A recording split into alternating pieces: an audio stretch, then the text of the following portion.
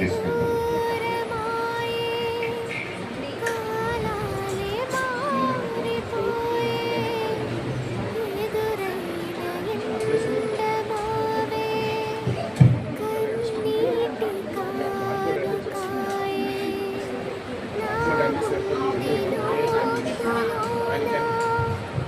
Seven days of creation.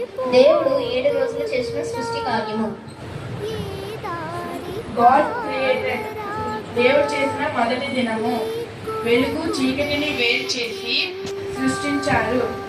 God create light and separated it from the darkness. It created day and night.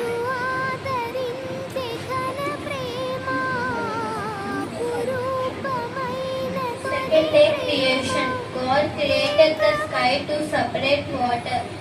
రెండో రోజు దేవుడు ఆకాశముని సముద్రంని మరియు ఆకాశముని నీటిని వేరు చేశారు. On third day, God formed dry land and created vegetation, plants and trees. మూడవ రోజు చేసిన సృష్టి భూమి, చెట్లు, నేల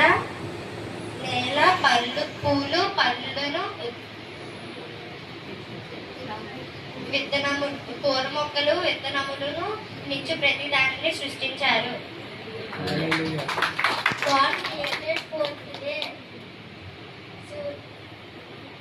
సూర్యుడు, చంద్రుడు, నక్షత్రాలు వాటి పగలు రాత్రి కోసం సృష్టించారు.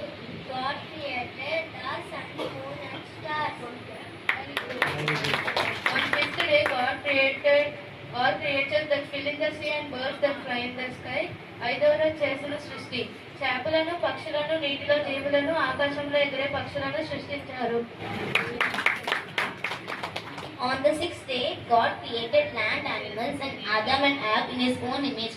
ఆరవ రోజు దేవుడు భూమిపై జంతువులను అలాగే ఆదాము హవ్వలను తన పోలికలో సృష్టించారు. On the seventh day, God took rest from his work and blessed the seventh day and made it holy, and it is called as the Sabbath day.